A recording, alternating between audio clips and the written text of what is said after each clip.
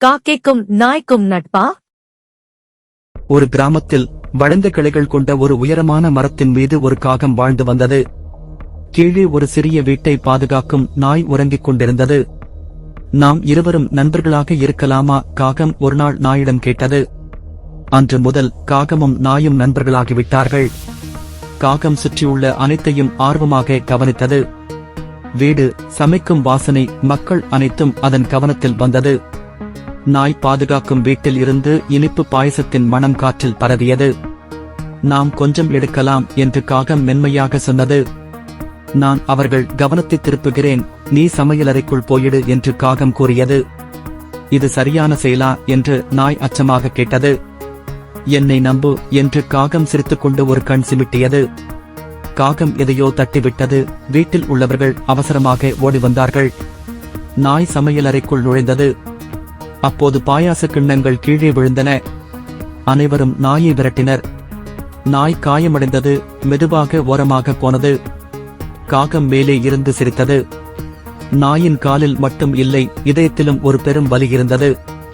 நீ சிரிப்பதற்கு காரணம் என்ன? நண்பன் இப்படியா நடக்கணும் என்று நாய் கோபமாக சொன்னது. அடப்பாவமே, சும்மா சிரிச்சேன், விளையாட்டுத்தான் என்று காகம் சொன்னது. விளையாட்டா? எனக்கு வலி தாங்க முடியவில்லை என்று நாய் வருத்தமாகச் சொல்லி நடந்து சென்றது. ஒரு நாள் மழை கொட்ட ஆரம்பித்தது. காகம் தனியாகவும் நனைந்து கொண்டும் இருந்தது.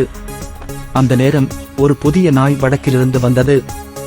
அது அந்த வீட்டுக்கு புதிய காவலனாக நியமிக்கப்பட்டது. அது கடுமையானதும் நட்புடன் பழகாமலும் இருந்தது. நான் உண்மையான நண்பனை இழந்தேன் என்று காகம் சோகமாக சொன்னது. மறுநாள் பழைய நாய் மீண்டும் வந்தான். தன் சின்ன சின்ன பொருட்களை எடுக்க நண்பா, காகம் கூவியது. மன்னிச்சுடு, நான் முட்டாளாக நடந்து கொண்டேன் என்றது. நாய் எதுவும் பேசாமல் நின்றான்.